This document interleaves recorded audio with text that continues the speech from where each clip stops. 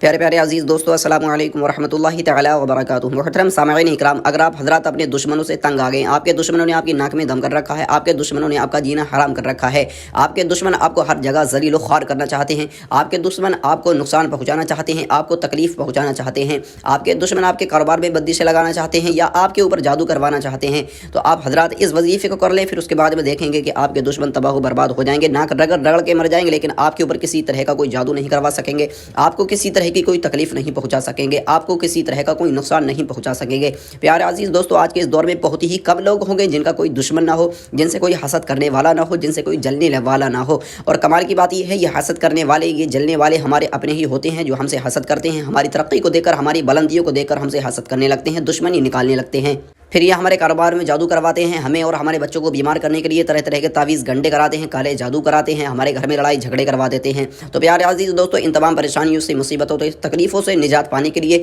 اپنے دشمنوں کی حرکتوں سے نجات پانے کے لیے اس وظیفے کو ایک مرتبہ کریں، پھر اس کے بعد میں خود اپنی زندگی میں بدلاؤ دیکھیں، اس وظیفے کی کرامتیں دیکھیں کہ آپ حضرات اس وظیفے کو ختم نہیں کر پائیں گے، یہ وظیفہ مکمل نہیں ہو پائے گا، آپ کا دشمن بے چین ہونا شروع ہو جائے گا، آپ کا دشمن ناک رگڑ رگڑ کے مر جائے گا، لیکن آپ کو کوئی تکلیف نہیں پہنچا سکے گا۔ آپ کے اوپر کوئی جادو کروا دیا ہوگا یا بندشیں لگا دی ہوں گی، تو ہر طرح کا جادو، ہر طرح کی بندش ختم ہو جائے گی۔ اللہ رب العزت آپ کی حفاظت فرمائے گا، آپ کے بچوں کی حفاظت فرمائے گا۔ اگر آپ کے گھر میں کوئی بیمار ہیں یا پھر آپ کے گھر میں چھوٹے بچے ہیں جنہیں نظر لگ جاتی ہے، اس وظیفے کو کریں اور اپنے بچوں کے اوپر دم کر دیں، اللہ رب العزت انہیں بہت جلد صحت و تندرستی عطا فرمائے گا، آپ کے بچوں کو ہر طرح کی نظر بد سے محفوظ فرما دے گا۔ اگر آپ کے گھر میں بہت جنجنات کا آنا جانا ہوگا یا آپ کے کاروبار میں برکت نہ ہوتی ہو، تنگ دستی پریشان ہیں، غربت سے پریشان ہیں، تو اللہ رب العزت کی اس مقدس کلام کی صورت کو سن لیں، اللہ رب العزت آپ کے کاروبار میں، دکان میں اپنی رحمت کی خزانوں کو کھول دے گا، اللہ رب العزت آپ کے کاروبار میں بے پناہ برکتیں عطا فرمائے گا، آپ کے ہاتھ میں بے پناہ برکتیں عطا فرمائے گا۔ دوستو، بہت ہی زیادہ پاورفل صورت ہے، اس صورت کو 3 مرتبہ سننا ہے، چاہے دن میں کسی بھی وقت 3 مرتبہ سن لیں، پھر اس کے بعد میں جس بھی مقصد کے لیے سنیں، رب کی بارگاہ میں دعا کر دیں، اللہ رب العزت آپ کو آپ کے مقصد میں کامیابی عطا فرمائے گا۔ دوستو چلتے ہیں، صورت کو سن لیتے ہیں۔ اعوذ باللہ من الشیطان الرجیم، بسم اللہ الرحمن الرحیم۔ الذین کفروا وصدوا عن سبیل اللہ اضل اعمالهم والذین آمنوا وعملوا الصالحات وآمنوا بما نزل على محمد وهو الحق من ربهم كفر عنهم سيئاتهم وأصلح بالهم ذلك بأن الذين كفروا اتبعوا الباطل وأن الذين آمنوا اتبعوا الحق من ربهم كذلك يضرب الله للناس أمثالهم فإذا لقيتم الذين كفروا فضرب الرقاب حتى إذا أثخنتموهم فشدوا الوثاق فإما منا بعد وإما فداء حتى تضع الحرب أوزارها ذلك ولو يشاء الله لانتصر منهم ولكن ليغلب بعضكم ببعض والذين قتلوا في سبيل الله فلن يضل أعمالهم سيهديهم ويصلح بالهم ويدخلهم الجنة عرفها لهم يا أيها الذين آمنوا إن تنصروا الله ينصركم ويثبت أقدامكم والذين كفروا فتعسا لهم وأضل أعمالهم ذلك بأنهم كرهوا ما أنزل الله فأحبط أعمالهم أفلم يسيروا في الأرض فينظروا كيف كان عاقبة الذين من قبلهم دمر الله عليهم وللكافرين أمثالها ذلك بأن الله مولى الذين آمنوا وأن الكافرين لا مولى لهم إن الله يدخل الذين آمنوا وعملوا الصالحات جنات تجري من تحتها الأنهار والذين كفروا يتمتعون ويأكلون كما تأكل الأنعام والنار مثوى لهم كأي من قرية هي أشد قوة من قريتك التي أخرجت أهلكناهم فلا ناصر لهم أفمن كان على بينة من ربه كما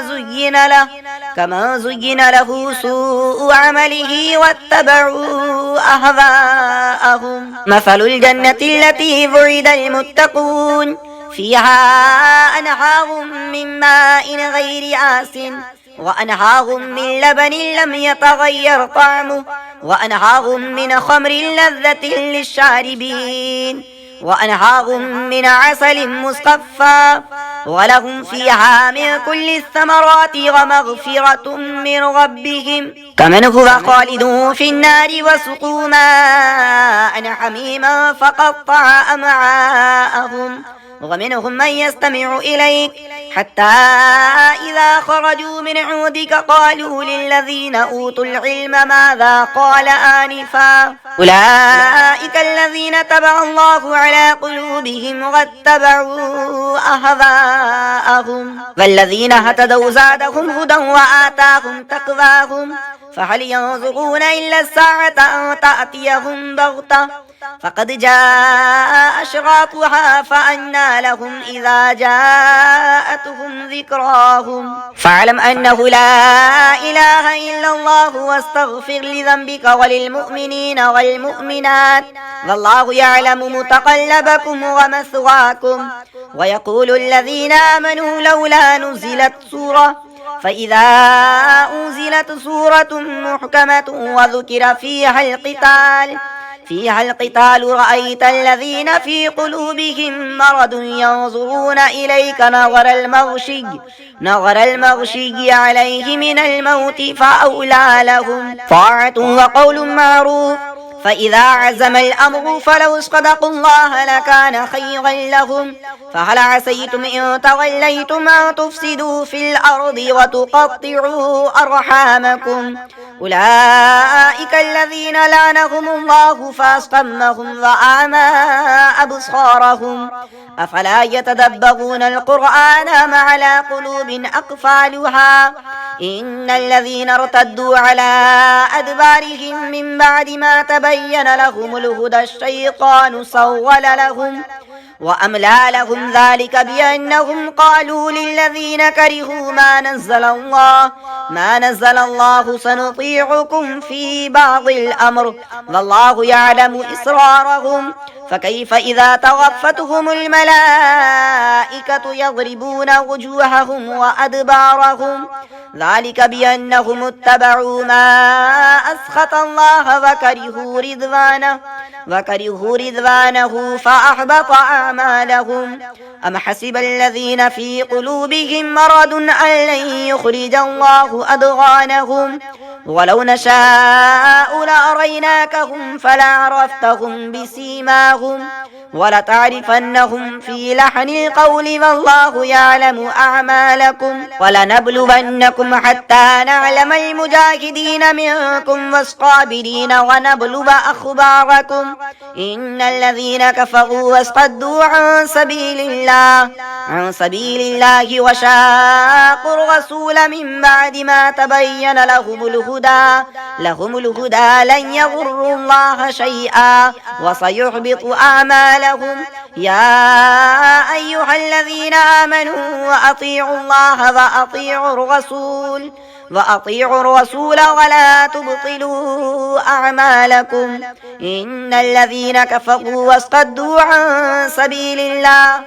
سبيل الله ثم ماتوا وهم كفار فلن يغفر الله لهم فلا تهنوا وتدعوا إلى السلم وأنتم الأعلون والله معكم ولن يتركم أعمالكم إنما الحياة الدنيا لعب ولهو وإن تؤمنوا وتتقوا يؤتكم أجوركم ولا يسألكم أموالكم إن يسألكموها فيحفكم تبخلوا ويخرج أضغانكم ها أنتم هؤلاء تدعون لتنفقوا في سبيل الله فمنكم من يبخل ومن يبخل فإنما يبخل عن نفسه والله الغني وأنتم الفقراء وإن تتولوا يستبدل قوما غيركم ثم لا يكونوا أمثالكم صدق الله العلي العظيم.